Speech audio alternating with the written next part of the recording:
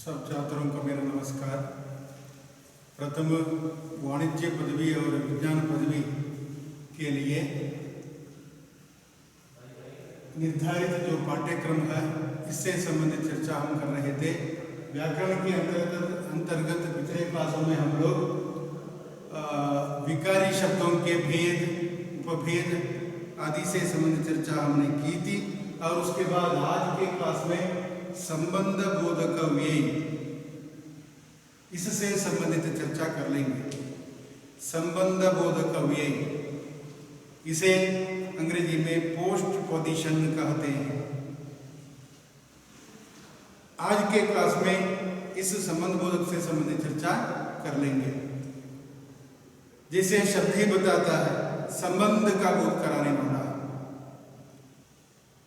उदाहरण के लिए वाक्यों के बीच के साथ, के पास, के अंदर, के ऊपर, के नीचे आदि शब्दों का प्रयोग होता है। इन शब्दों को जोड़ने से ये वाक्य परिपूर्ण बनते हैं। वाक्यों के साथ इसकी चर्चा करें तो पता चलता है। ध्यानपूर्वक सुनिए, देखिए। बच्चा माँ के साथ जा रहा है। बच्चा माँ के साथ जा रहा है। पिंजरे के अंदर शेर है। मेज के नीचे बिल्ली है। रजत वृक्ष के पास खड़ा है। पेड़ के ऊपर बंदर है। ऐसे जो उदाहरण मैंने बता दिया, इनमें माँ के साथ, पिंजरे के अंदर, मेज के नीचे, रजत वृक्ष के पास, पेड़ के ऊपर आदि जो वाक्य हैं, इनमें ये के साथ, के पास, के अंदर, के ऊपर, के नीचे आदि जो उदाहरण हैं, इन्हें हम व्याकरणिक संदर्भ में संबंध बोधक व्यय कहते हैं।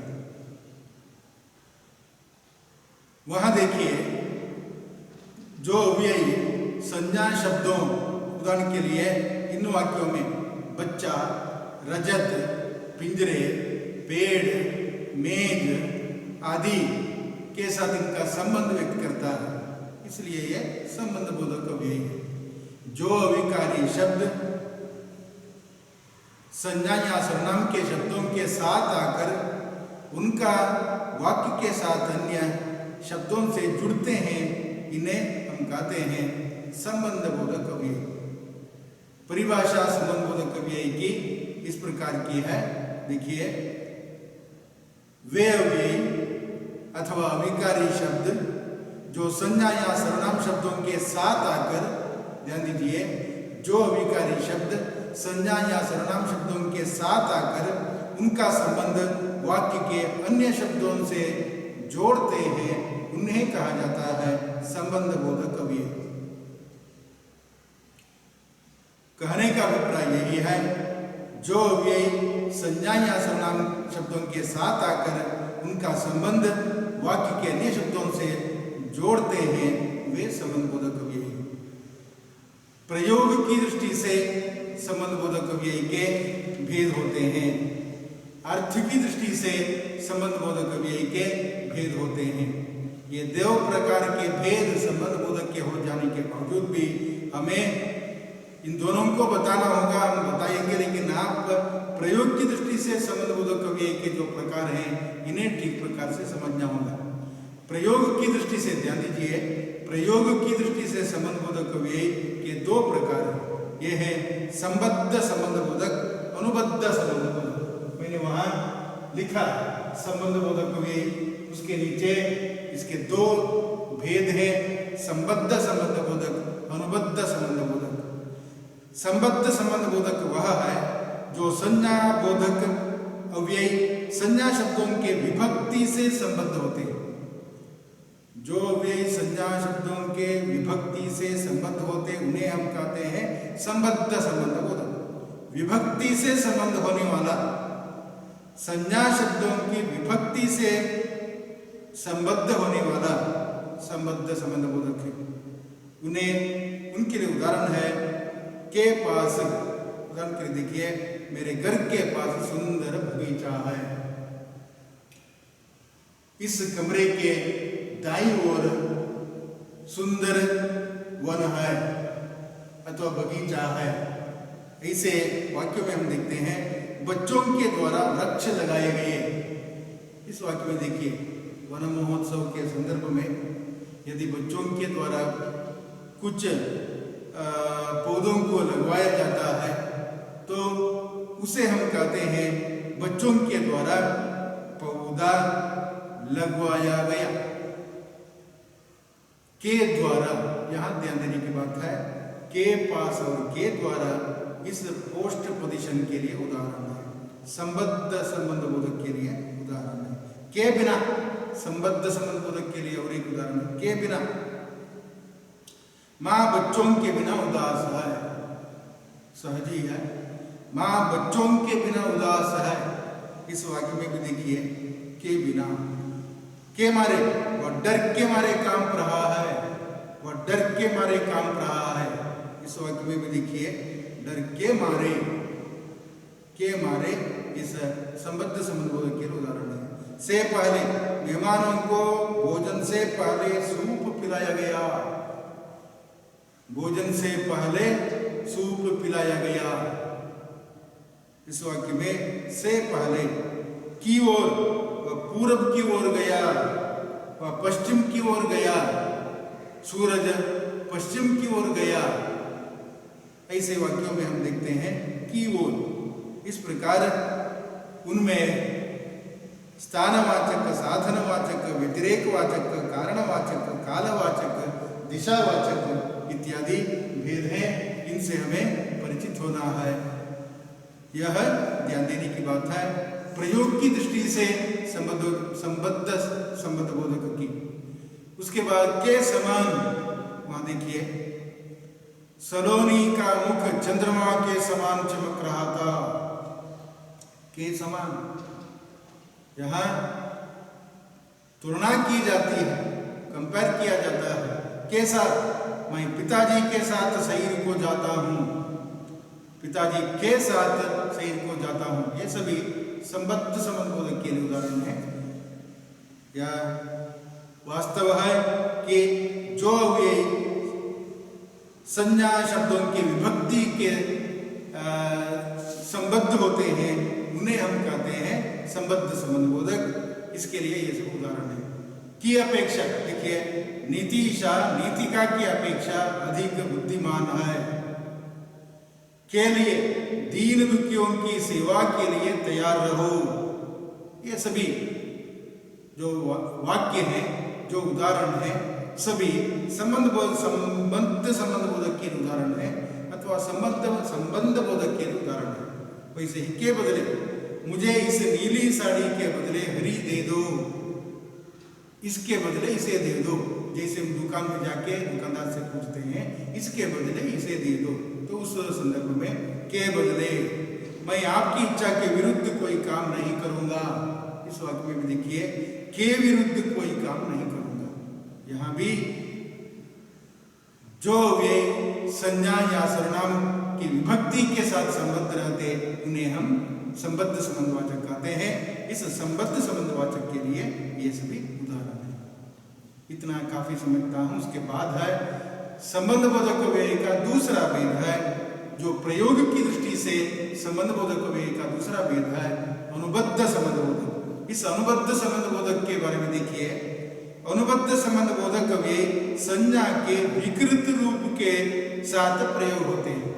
ध्यान दीजिए, संज्ञा के विकृत रूप के साथ प्रयुक्त होते हैं।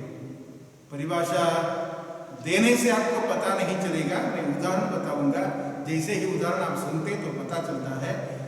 उदाहरण के लिए देखिए, सच बोले बिना अन्य कोई चारा नहीं है। सच बोले बिना अन्य कोई चारा नहीं है। इस वक्त में बोले बिना विकृत रूप के साथ आना इसी को कहते हैं। वह मित्रों सहित पिकनिक पर गया, मित्रों सहित पिकनिक पर गया। राधिका उसे अपने पुत्रों जैसा मानती है, पुत्रों जैसा मानती है। यह भी इस अनुबद्ध संबंध बोधक के लिए उदाहरण है।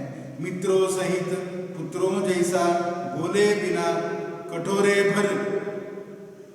इस कटोरे पर दाल से क्या होगा, ऐसे वाक्यों में हम देखते हैं यह अनुबद्ध संबंध बोधक के लिए उदाहरण है। इस प्रकार संबद्ध बोधक को पोस्टपोजिशन कहते हैं, जो वे संज्ञा या सर्वनाम के साथ आकर उसका संबंध अन्य शब्दों से जुड़ते हैं, उन्हें हम कहते हैं संबंध बोधक अव्यय। संबंध बोधक अव्यय के दो भेद हैं जो प्रयोग को दृष्टि में रखकर किया जाता है। संबद्ध संबंध बोधक, इसके लिए के पास, के द्वारा, के बिना, के मारे, से पहले, की ओर आदि उदाहरण है। तो अनुबद्ध संबंध बोधक संज्ञा के विकृत रूप के साथ आते हैं। इसके उदाहरण है बोले बिना, मित्रों सहित, पुत्रों जैसा, कठोरे पर इत्यादि। इस अनुबद्ध संबंध बोधक के उदाहरण है। यह प्रयोग की दृष्टि से क्रिया विशेषण संबंधी चर्चा है। उसके बाद है संबंध बोधक के अंतर्गत अर्थ की दृष्टि से अर्थ की दृष्टि से संबंध बोधक के भेद होते हैं। अर्थ की दृष्टि से संबंध बोधक के भेद होते हैं। वहां देखिए, अर्थ के आधार पर संबंध बोधक अव्यय के ये प्रकार है, जैसे कालवाचक संबंध बोधक, स्थानवाचक संबंध बोधक, तुलनावाचक संबंध बोधक, दिशा सूचक संबंध बोधक, विरोधवाचक संबंध बोधक, सहचर संबंध बोधक, व्यतिरेकवाचक संबंध बोधक, विनिमयवाचक संबंध बोधक, उद्देश्यवाचक संबंध बोधक, संग्रह सूचक संबंध बोधक, समानता सूचक संबंध बोधक। इसके लिए ये उदाहरण है। कालवाचक के लिए आगे, पीछे, पहले, उपरांत आदि कालवाचक संबंध बोधक के लिए उदाहरण है। स्थानवाचक संबंध बोधक के लिए आगे, पीछे, ऊपर, नीचे इत्यादि। तुलनावाचक संबंध बोधक के लिए अपेक्षा, बनिस्बत, तुलना में आदि उदाहरण है। इस प्रकार अर्थ की दृष्टि से संबंध बोधक अव्यय के ये भेद हैं। इनसे संबंधित ज्यादा जानकारी की जरूरत नहीं है, और इसे आप लोग जब पढ़ते, उसे लिखते तो पता चलता है। उसके बाद देखिए, और एक ध्यान देने की बात इधर है, क्रिया विशेषण तथा संबंध बोधक में अंतर। क्रिया विशेषण तथा संबंध बोधक में अंतर पिछले क्लास में हम लोग देख चुके थे कि क्रिया विशेषण क्या है। क्रिया की विशेषता बताने वाला अविकारी शब्द क्रिया विशेषण है। जल्दी चलो, धीमी गति से खाओ, थोड़ा खाओ इत्यादि इस क्रिया विशेषण के लिए उदाहरण है। इस क्रिया विशेषण और संबंध बोधक में भी अंतर है। उदाहरण के लिए देखिए, जो वे क्रिया की विशेषता बताते हैं वह क्रिया विशेषण है, परंतु वही अव्यय दो संज्ञा या सर्वनाम शब्दों के बीच संबंध को बनाता है, वही अव्यय संज्ञा या सर्वनाम के बीच के संबंध को बताता है, वह संबंध बोधक अव्यय कहलाता है। जैसे यहाँ पहले, अंदर, ऊपर आदि अव्यय क्रिया विशेषण भी है, संबंध बोधक भी ध्यान देने की बात है। यहाँ पहले, अंदर, ऊपर आदि क्रिया विशेषण के अंदर भी इसके प्रयुक्त होते हैं, इसका प्रयोग किया जाता है। वैसे संबंध बोधक अव्यय के अंदर भी इसका प्रयोग होता है। नीचे इनमें अंतर को समझाया गया है। क्रिया विशेषण और संबंध बोधक अव्यय के बीच का अंतर इस प्रकार हम समझते हैं। देखिए, क्रिया विशेषण के लिए देखिए, माधव यहाँ रहता है, राघव पहले आया, मोहन अंदर आओ, बंदर ऊपर बैठा है। ये सभी क्रिया विशेषण के लिए उदाहरण है। संबंध बोधक अव्यय के संदर्भ में देखिए, माधव अपने मामा के यहां रहता है, राघव रजत से पहले आया, मोहन कमरे के अंदर है। सूक्ष्म अंतर है, इसे समझना होगा, और ये सभी बताना हमारा कर्तव्य है। समझने की कोशिश आपको करनी होगी। परीक्षा की दृष्टि से, प्रयोग की दृष्टि से संबंध बोधक अव्यय समझिए, परिभाषा लिखकर भेद बताइए, ऐसा प्रश्न आता है तो संबंध प्रयोग की दृष्टि से संबंध बोधक अव्यय की परिभाषा देनी होगी।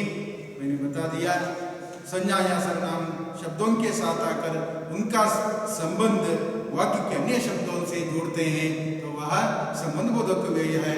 इसके दो भेद हैं, संबद्ध संबंधबोधक और अनुबद्ध संबंधबोधक। इसे उदाहरण सहित यदि आप लिखते तो पूरा अंक मिल जाएगा। इस प्रकार अलग अलग दृष्टि से इन विकारी अथवा अविकारी शब्दों को जो भेद है, इन्हें परीक्षा की दृष्टि से पढ़ने की कोई जरूरत नहीं है, लेकिन निश्चित एक जो प्रयोग की दृष्टि से, यहाँ उदाहरण के लिए संबंधबोधक व्यय को प्रयोग की दृष्टि से जो भेद किया जाता है, अर्थ की दृष्टि से जो भेद किए जाते हैं, इसे छोड़ दिए जा सकते हैं, लेकिन इस प्रयोग की दृष्टि से संबंधबोधक व्यय का भेद जो है इसे हमें समझना होगा। अभ्यास के लिए बताया गया है, देखिए संबंधबोधक की परिभाषा उदाहरण सहित लिखी है, बता दिया मैंने। संबंधबोधक व्यय के भेदों को दो भेद हैं, संबद्ध संबंधबोधक और अनुबद्ध संबंधबोधक, इससे परिचित होना है, ये ध्यान देने की बात है। और आज के क्लास में हम लोग संबंधबोधक व्यय से परिचित हुए, प्रयोग की दृष्टि से संबंधबोधक व्यय से थोड़ा विशेष ध्यान दीजिए और इससे परिचित होना होगा। और यहाँ संबंधबोधक व्यय समाप्त होता है, उसके बाद है समुच्चय बोधक व्यय, इसे अगले क्लास में देख सकते हैं। आज के लिए यही समाप्त करेंगे, धन्यवाद। अगले क्लास में फिर मिलेंगे।